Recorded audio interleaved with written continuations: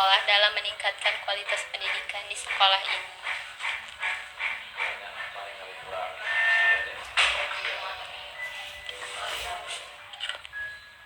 Unggulan utama dari pendekatan manajemen berbasis sekolah adalah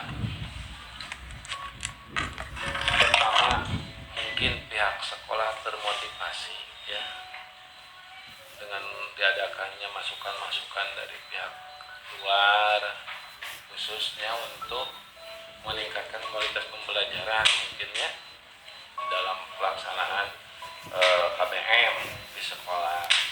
Terus yang kedua,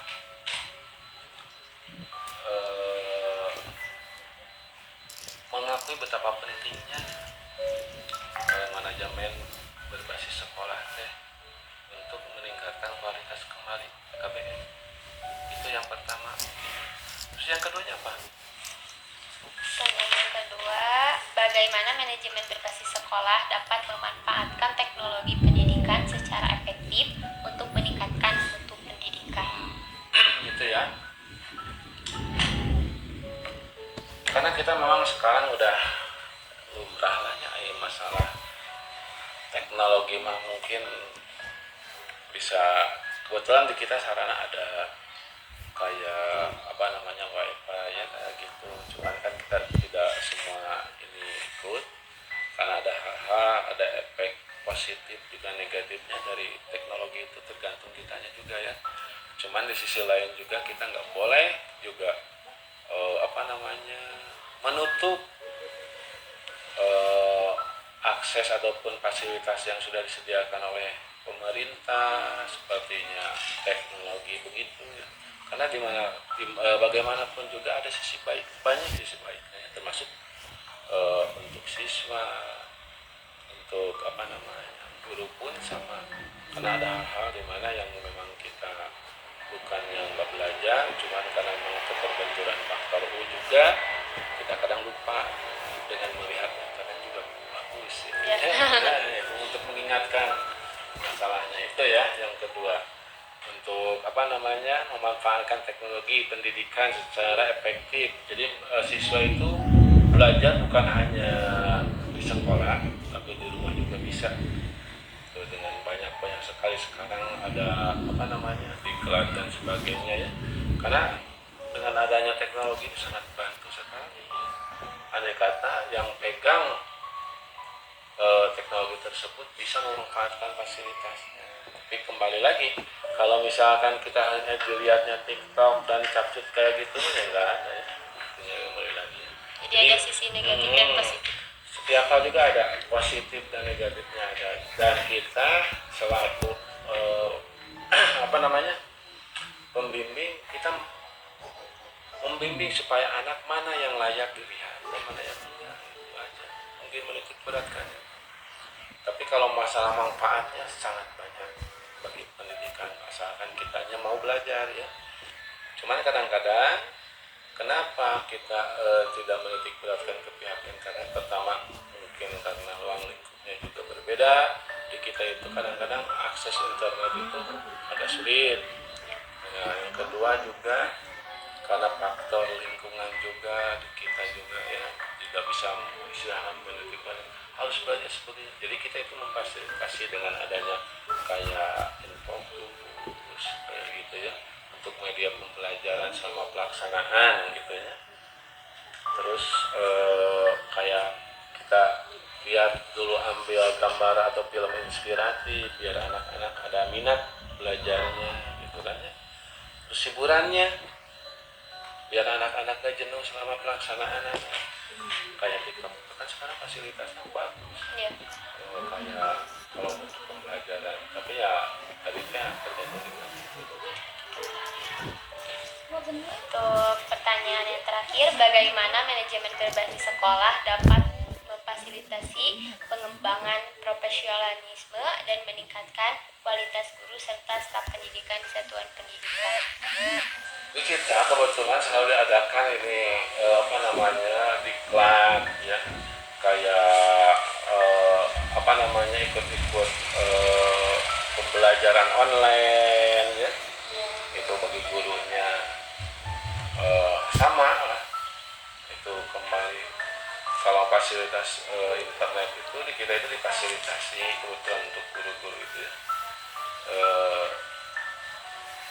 Kadang ada apa namanya diklat online katanya kita ikut gitu kan untuk meningkatkan kualitas, meskipun intinya tetap sama seperti yang dulu kita belajar, cuman posisinya ini hanya untuk meningkatkan dan menambah ilmu wawasan saja. Kadang-kadang ada begitu juga ya, kadang ada tiba-tiba begitu selesai ada piagamnya gitu kan begitu lah. Sama lah di kita juga itu biasanya di kita diadakan hampir per tiap bulan ya di sini, tiap bulan ada. Kayak pengawas terus langsung kali bikin PowerPoint yang kayak gimana biar kita nggak kelihatan kurang ya. Iya. Maksudnya untuk peningkatan PowerPoint bagaimana cara bikinnya kan. Kalau dulu mah tahu Bapak, masalah internet ini baru beberapa tahun ya bisa jadi ini. Dulu mah karena orang-orang tertentu saja, kayak komputer begini, orang-orang tertentu saja. Waktu Bapak kuliah dulu, orang yang punya komputer itu bisa dibilang orang yang sukses. Kenapa? Karena Bapak pakai mesin tik dulu.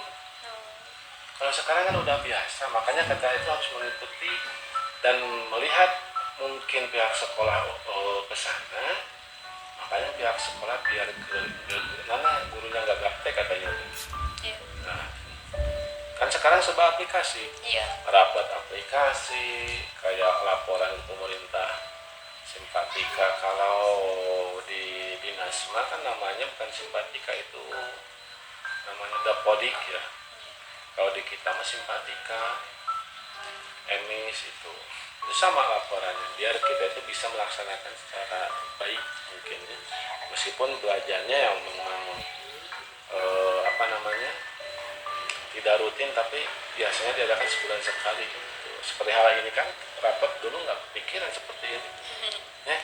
Mungkin susah Pak kalau serba aplikasi itu, apa lebih mudah? Awalnya susah karena kita itu tergantung kebiasaan. Oh iya. Cuman efeknya juga sekarang makin enak sebetulnya. Cuman ada sisi negatifnya, tulisan jadi pada jelek. Iya. Kalau dulu mah kan tulisannya manual, jadi tulisan guru itu udah bisa dilihat. Kapasitas tulisannya saja sudah bisa dilihat bahwa dia itu seorang guru. Iya. Tapi kalau sekarang karena memang sudah begini, ya udah hasilnya juga.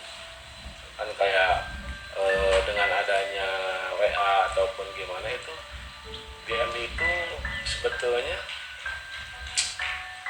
kalau untuk ranah RI ya, menurut Bapak, kayak HP itu belum begitu tinggi ya. Kalau buat anak-anak, masa mendidiknya kurang bagus, apalagi kalau misalkan orang tuanya nggak bisa mendidik, kan bisa sekali bisa langsung apa gitu kan. Siapa yang juga lebih tahu lah. Iya. Kadang-kadang kita cari apa yang keluar apa gitu kan. Itu kalau anak-anak belum bisa, makanya kami di sini menyarankan untuk orang tua siswa agar selalu membatasi dengan fasilitas HP ya. Kalau jangan sampai kayak itu anak SMA SMP ya diabur gitu kan ya. Kalau kan memang anak hal kecil juga masuk dia itu pergaulan di luar itu lebih di kita cuma berapa jam dari jam 7 sampai jam 2. Cuman kan di ujung-ujungnya di rumah. Kadang-kadang ada masukan dari orang tua, apa katanya di rumahnya nggak mau belajar, gini-gini main HP terus, itu kan hal itu kan banyak kita tekankan. Dan untuk sementara ini alhamdulillah anak-anak itu masih taraf itu entengnya ini ya, masih taraf apa namanya bisa diatur ya. Misalnya mungkin untuk ini Pak, terima kasih sudah berkenan membantu tugas saya.